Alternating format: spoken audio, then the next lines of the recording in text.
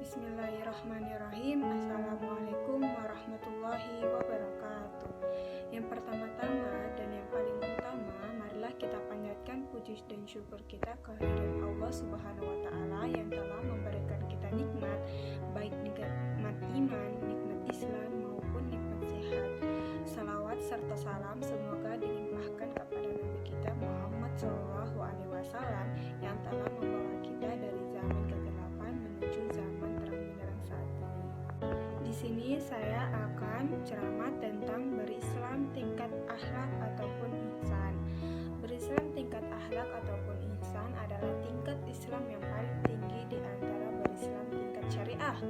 Menurut Akhir Fahmai Zaki, ihsan yaitu kamu beribadah kepada Allah seakan kamu melihatnya, dan apabila kamu tidak melihatnya, sesungguhnya Allah melihatmu. Tetapi berislam tingkat ini terkadang masih banyak disalahkan oleh orang yang berislam dengan jalan tarikat.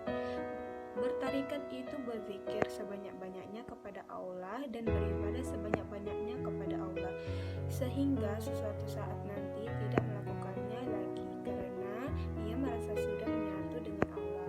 Ini adalah salah satu pemahaman sesaat apabila tidak dibimbing oleh karena ia berasa sudah memperoleh kemampuan seperti kalomah atau jelasnya.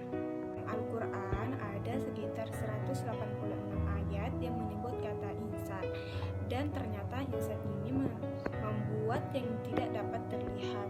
Jadi perbuatan yang kita perbuat apakah ini tidak makoh insan atau tidak kita tahu, karena itu ada di dalam hati kita.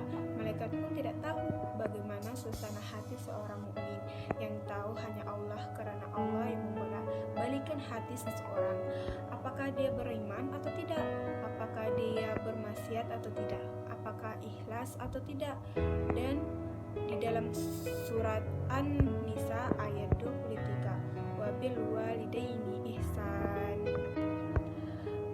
Berbuat baik kepada orang atau berbuat jahat kepadanya tidak ada yang tahu, hanya Allah yang tahu. Oleh karena itu, ihsan kepada orang tua harus ada, dilengkapi dengan yaitu berbuat baik seperti selesai melakukan ibadah hajinya haji makbur, haji yang mendapatkan kebaikan. Dalam Al-Quran tercatat bahwa ihsan dan sekitar 22 macam perbuatan diantaranya adalah berihsan kepada orang tua, berihsan kepada tetangga, berihsan kepada orang yatim, berihsan kepada teman, dan masih banyak lagi.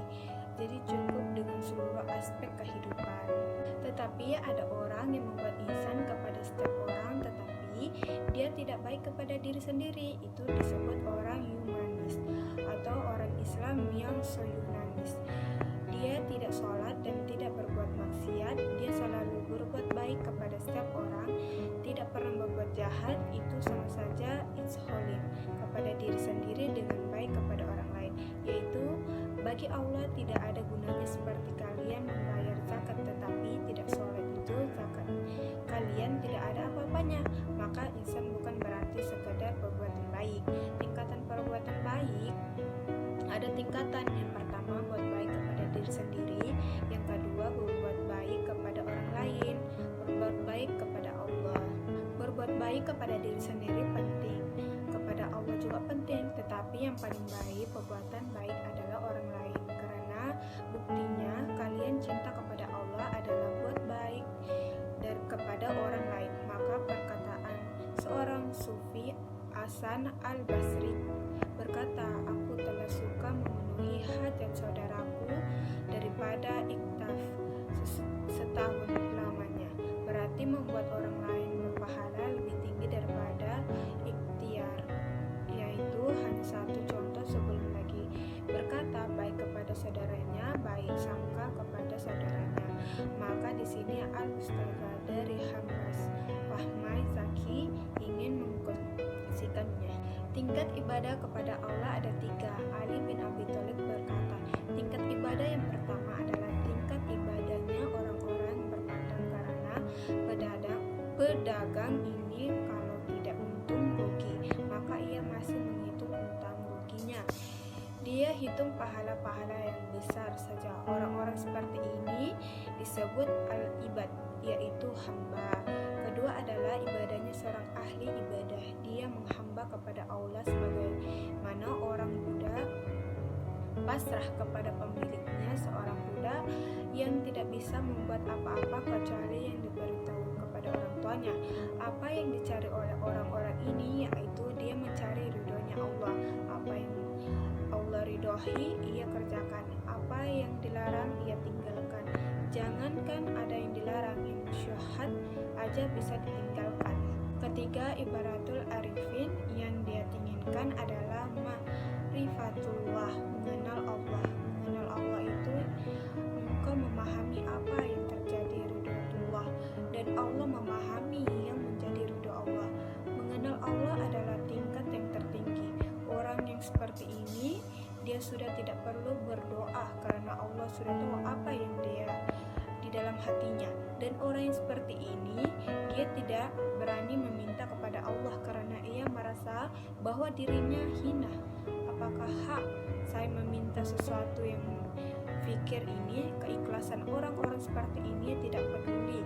Dia ternyata tanyakan al-muhidin, hidup ini adalah untuk mencintai Allah seperti hadis ini, anta ma'aman ahbab. Apabila kita dicintai oleh Allah hidup di dunia ini, maka Anda tidak perlu khawatir. Maka dari itu kita harus mencintai Allah. Ini adalah tingkatan-tingkatan bagaimana kita berislam. Maka Islam adalah amal di dalam Al-Quran tersebut. Jadi berihsan seperti ini, kalau diperkata dia tidak berkata yang buruk, kalau dia berbuat yang tidak pernah buat yang dilarang, kalau dia melakukan sesuatu dia berniat untuk mencari ridho Tuhan dan cintanya kepada Allah Subhanahu wa taala. Sekian dari saya Nur Syafika dari IKA 2. Wassalamualaikum warahmatullahi wabarakatuh.